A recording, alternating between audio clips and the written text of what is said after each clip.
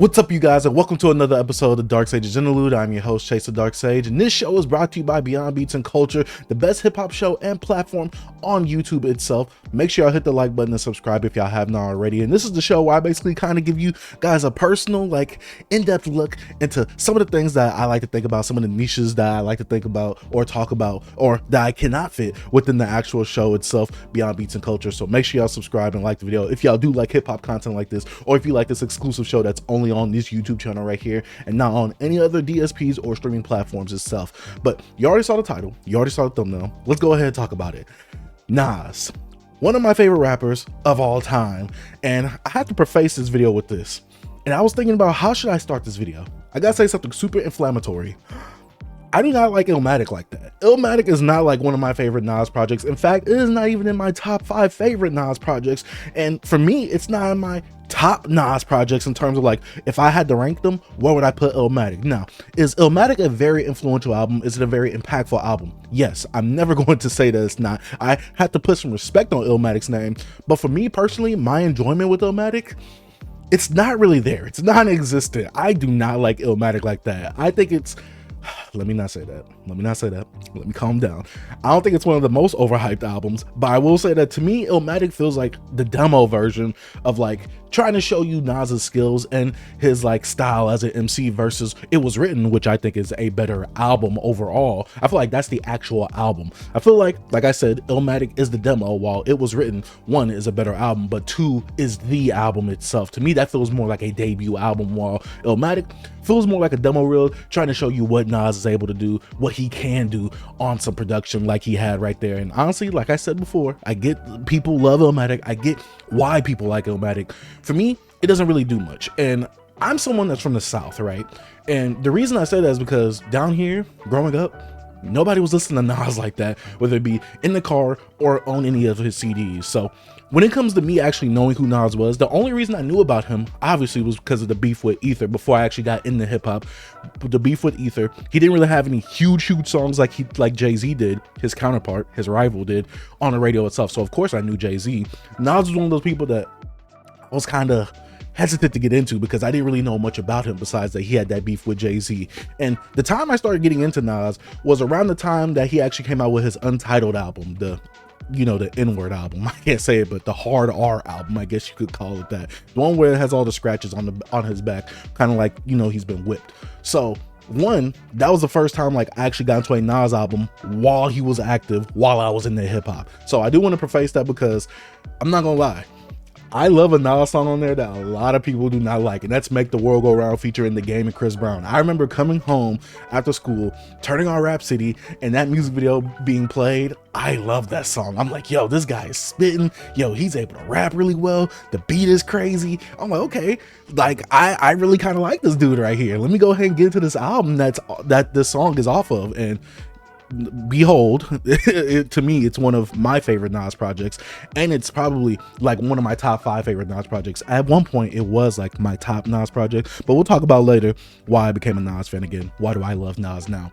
But that album right there, and even re-listening to it last year in 2024, oh, it's up there, baby. For me, it's still up there. I enjoy that album. The production, the way Nas was rapping on there, it's all there for me. But in between that time, after that, we had the album with Life Is Good. And then, I was kind of cool on Nas, but I was young at the time. And hearing an album like that, it didn't resonate with me. I was young at the time. Like I said, this didn't really appeal to like the stuff that I like to listen to back then. And then we got the album that a lot of people were hyped for, Nas Year.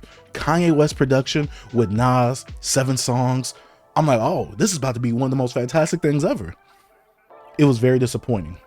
It was very, very disappointing. It felt like Nas was kind of phoning it in, where it's like, I enjoy that album now, but it wasn't like the album that I thought it was going to be, and it definitely wasn't the album that a lot of other people thought it was going to be. Even re-listening to it, because I went through all of Nas' discography, all of 2024, it's not the worst thing I've heard, but it's definitely not in the top tier echelon of what Nas' discography really is. And so that album was really disappointing.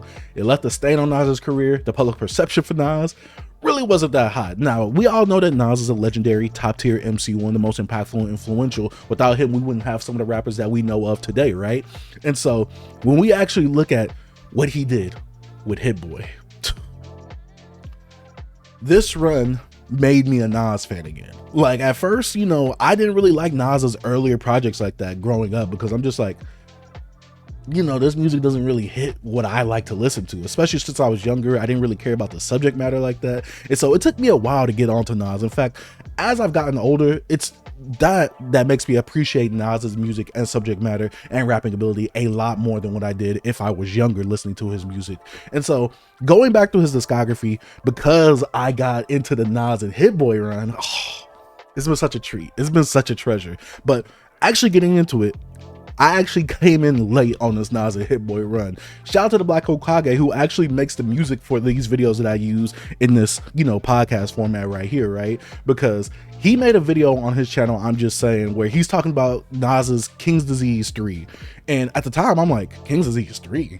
I'm like, Nas is still coming out with music? I didn't know that he was still coming out with music after Nasir, because at that time, during the 2020s and up, I was super heavily focused on actually creating content on my other YouTube channels, because I have a buttload of content, but I also have a buttload of channels too. So I was really busy and I didn't really keep up with a lot of hip hop like that if you wasn't like one of my favorite artists or on my radar itself. So to see, you know, the comments that 21 Savage made about Nas, which I saw those comments because it was making its rounds on Twitter and things like that. And to see that, I'm like, okay. But then I see the Black Hokage, he actually made a video on King's Disease 3, and I'm like, all right, he's talking highly about this Nas album. And the Black Hokage is one of those people that inspired me to actually make content itself. So I was like, all right, if he's talking about it, let me go ahead and check out this album. And this was a month after the album actually came out. And boy, was I surprised. Oh my gosh, King's Disease 3 is literally my favorite Nas project and one of my favorite albums to come out in the 2020s itself so far. King's Disease 3 really blew me away. Like the video of Black Hokage actually talking about this album, I wouldn't say it didn't do it justice, but I'm glad that he made that video, because without that video, I wouldn't have went to go listen to this album right here. And boy, oh my gosh, the production that Hit-Boy laced him with, the rapping that Nas was doing on that album, oh my gosh, I cannot explain to you how overjoyed I was listening to this album. Because, you know, sometimes when you listen to a Nas album, and we know the stereotypical thing like, oh, Nas is a great rapper, but he doesn't pick good beats. For him to actually make this album with another producer in my head, and I'm just like, last time I got something like that, it was with Kanye. I'm kind of scarred on that. But going into King's Disease 3, I'm like, yo, okay, this beat's bumping right here. I'm like, okay, this next beat is bumping right here. I'm like, okay, Nas is really flowing and rapping on here. He sounds energized. He sounds invigorated. He sounds hungry on this. And the fact that I was looking through the track list and I saw no features, I'm thinking to myself, oh, that's too much Nas. Like, I need some features to like break this up. But no, he held his own. While I did have one feature that was uncredited to Mario himself, which is one of my favorite R&B singers, I'm like, yo, some of the storytelling tracks, some of the perspective tracks of like him being beef, some of the tracks like Thun, him talking about Pete Rock, like, yo, I want to give hip hop back the way Pete Rock is acting. I'm like, yo. And then my favorite song, one of my favorite Nas songs is on here, Hood to Hood. Oh my gosh, that beat that Hit-Boy gave him. Ooh.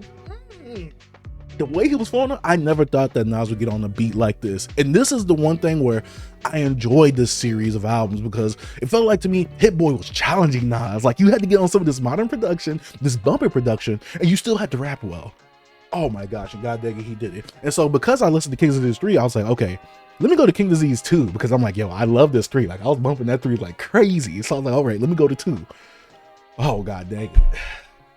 2 was even good as well. I'm like, yo. Now there's some tracks I really didn't care for on there, like the one with like, I believe was it YG and A Boogie. I didn't really care for that song, or that LOL WTF. I didn't care for that song because I felt like Nas was trying to be hip. Like, it felt like the, hey, how do you do, young fellows? Like, it felt like that energy, right? And so with King's Disease 2, even the songs where he's talking about, like, you know, him meeting Kendrick for the first time, him meeting J. Cole for the first time, I believe, or like, you know, some of the beefs that he had with, I believe he had a song with Eminem on there, EPMD or Eric Sermon. I'm like, yo, like, you bringing even the older school people, even though Eminem is still active, he's bringing some of the older school people onto this production as well through Hit-Boy. I'm like, yo, this album is really good too. So then I saw Magic, and I'm like, what is Magic? I'm like, okay, this is like a shorter, you know, album based off of the track listing. And I saw that it was also by Hit-Boy. So I'm like, why does he have like King's Disease 2, 1, 3, but he also has Magic? And this is before Magic 2 and 3 came out. So after King's Disease 2, I went to Magic 1. Kings Disease. I was like, okay, I like 3, and I like Kings Disease 2.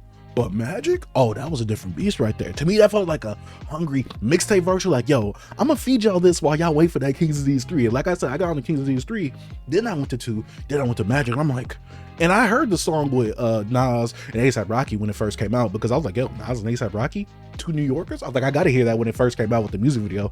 And so I knew that song existed, but I didn't know that was like produced by Hit-Boy. So I was like, oh, I thought that was like a DJ Premier song. And so going into that, I'm like, okay, I listened to this album right here, Magic, and I'm like, this is like 10 for 10 right here. Like, I don't know how many tracks is actually on there, but I'm saying it's a 10 out of 10 album. And I'm like, what the F? The production that Hit-Boy gave him in Meet Joe Black? Oh my gosh, I dedicated my life. Oh my gosh, that Nas album is so heat. And I'm like, okay, cool. I love Magic. I was bumping that bad boy crazy too. So I have Magic and Kings Disease in my rotation. Kings Disease 3 to be specific. I had those two in my rotation. I'm like, all right, I gotta go Kings Disease 1 because I gotta see where I all started. I believe he actually won a Grammy for this. So shout out to Nas and Hit-Boy for winning a Grammy on this. And so I listened to Kings Disease 1. I was like, oh, okay. They kind of came a long way. Kings Disease 1 is not bad. It's just, you could tell that they didn't find their chemistry or their footing all the way there yet, because there was some things where I like all the tracks. Like, none of the tracks are bad itself, but you could tell like that synergy wasn't all the way there yet. And it kind of felt like, it felt like a lumpy couch. Like when you tired and you had a long day, like, yeah, you're gonna sit on the couch, but it kind of got a little lumps in there where it's like, it don't really look appealing like that. Like, you still gonna lay on it because it's the softest thing that you can sit on, but it's not all the way there for me. And so Kings Disease 1 has to be one of my least replayed ones besides Magic 2 itself. And so because I got on the Kings Disease 3 at the time I got onto it, I was able to keep up with the rest of the stuff that he was coming out with, because at first I was like, yo, like, they're not gonna come out with anything else. I came in at the end of the finale itself. I'm like, oh, that sucks. But then they announced that Magic 2. I'm like, Magic 2? You gonna tease me like that? Then Magic 2 came out. I was hyped for this. I was waiting for this. And when it came out, I listened to it. I'm like, okay, this isn't bad. This isn't Magic 1, but it's not bad. Nas still gave a great rapping performance. Hit-Boy, production-wise, it didn't really hit all the way there for me. There was a cool 50 Cent feature, even though I could have done without him, but it was a cool moment to see these two guys that were beefing, both from New York, to be on a song together. I'm like, all right, cool. Like, this is a moment right here. And I believe this album actually has a song, One Mic, One Gun or whatever, the one with 21 Savage and Nas coming together, which I didn't really like that song like that, but also that was a moment to, like, you know, show that 21 Savage was giving respect to Nas, because I remember him being on Clubhouse saying that Nas was irrelevant. Nas hearing about it, you know, them actually talking about piecing it up, doing some real grown man-ish, right? But then, you know, I was like, all right, on Magic 2, I was bumping it a good amount because, you know, I just wanted to bump some more Nas. But then, you know, they was like, yo, we're gonna come out with another album. And I'm like, huh? I'm like, this quickly after Magic 2 came out? And, you know, he wanted to come out with this on his birthday. So he didn't necessarily drop it on a Friday like you would usually drop an album. And so he was dropping it on his birthday, which is the 50th year of hip hop as well, with him turning 50 as well. And so it was supposed to be a moment of like, yo, I'm turning 50, hip hop's 50. Let me drop this last album right here of this little run right here for them to have like 6 albums together. So one, that was crazy. And two, I'm like, okay, this feels a bit like quantity over quality, but I'ma still listen to it. And I gotta say that at first, Magic 3, I'm like, I don't know how to feel about this. I'm a bit conflicted. But then I listened to it some more. I love Magic 3. Now, do I like it more than Magic 1 or Kings Disease 3? No. But do I still enjoy it? Yes. I gotta buy these bad boys on vinyl. Oh my gosh. Kings Disease 3 was phenomenal. Magic 1 is phenomenal. Magic 3 is a good album. To me, I personally have like Kings Disease 1 and Magic 2 at the bottom of the tier list of this 6 album Hit-Boy and Nas run. But oh my gosh, the quality that we was given with those 6 albums right there. Hit-Boy, the production that you laced Nas with, the fact that it feels like he challenged Nas and Nas had to come up to the task. Nas came up with some good hooks.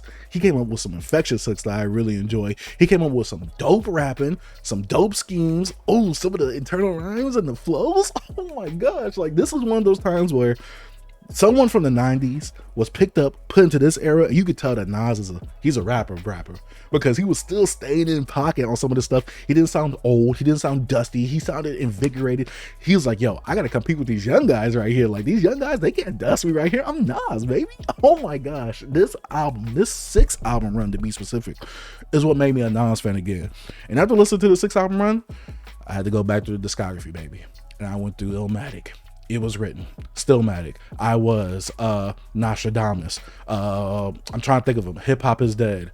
Godson, which Godson I was a bit iffy on when I first heard that one, but you know, I came around to that one. I'm like, oh, this Godson is hard. Overall, going through this journey, making me a Nas fan again, it felt great. It felt good. It felt great to connect with Nas again, because like I said, the last album that I really enjoyed from Nas was the Untitled album, which was my first Nas album ever. I listened to some of his stuff after that, but I really didn't connect with it because I was younger. But going back as an adult, listening to the lyricism, seeing like where he went with his career, actually listening to like some of the subject matter that he had within his songs. Oh, Nas, man. I forgot Streets Disciple, the two disc album. Man, I enjoyed this run. I'm glad that Hit-Boy and Nas were able to come together to make these 6 albums, which one is a very unlikely pairing because I believe Hit-Boy is from like the West Coast, Nas is from the East Coast. These two come together. You would think on paper that sounds nasty, but when you hear the magic, pun intended, but when you hear the magic of what they came up together, phenomenal. And I gotta say that King's Disease 3 is Nas's best album and my favorite Nas album. Oh my gosh, yes sir. In the modern day age, with a 90s rapper coming on modern production, it sounds phenomenal. This is the best that you will hear a rapper of this caliber doing it, besides maybe a Jay-Z. But I think 444 itself is kind of overrated. It's not a bad album, I just think it's overrated. But I still enjoy it. But nah, Nas was doing his thing on King's Disease 3. No features except for the Mario feature where he came in for the hook. Besides that, no features. Oh, not many rappers can do that. I'm just saying. But man, you guys gotta let me know what you think about this Nas and Hit-Boy run. Like I said, this made me a fan again of Nas. Like, this made me go through the discography and I'm like, yo, I was putting mad disrespect on Nas's name years ago. But this right here, this corrected me. This was a course correction, you could say that. So man, I enjoyed this little 6-album run that they had. Now, while I will say that at the tail end, they was giving me more quantity over quality, it was still some quality bodies of work itself, and some of the better hip-hop albums that I heard those years when they came out. Yeah, like I said, let me know what you think about that run down in the comment section down below. Let me know your favorite out of the 6, whether it be King's Disease 1 through 3 or Magic 1 through 3. Magic 1 and King's Disease 3, those are mine. That's all me right there, baby. Which I know a lot of people might say that as well, because I've seen some of the consensus as well online, and a lot of people love those albums as well. But yeah, I really enjoy it. Actually, King's Disease 3 and 2 are the ones where I see people be in contention with. But that's besides the point. But yeah, like I said, let me know what you think about this down in the comment section down below. Let me know what you think about Hit-Boy's production. Let me know what you think about Nas's rapping skills, ability, and flows and stuff like that on the actual album itself. But yeah, this has been another episode of the Dark Sages Interlude. Make sure you hit the subscribe button and like if you haven't already. But my name is Chase the Dark Sage, and I'm out. Peace. See, when I ain't had no money, I still had sauce. See, if you don't got no sauce, then you lost.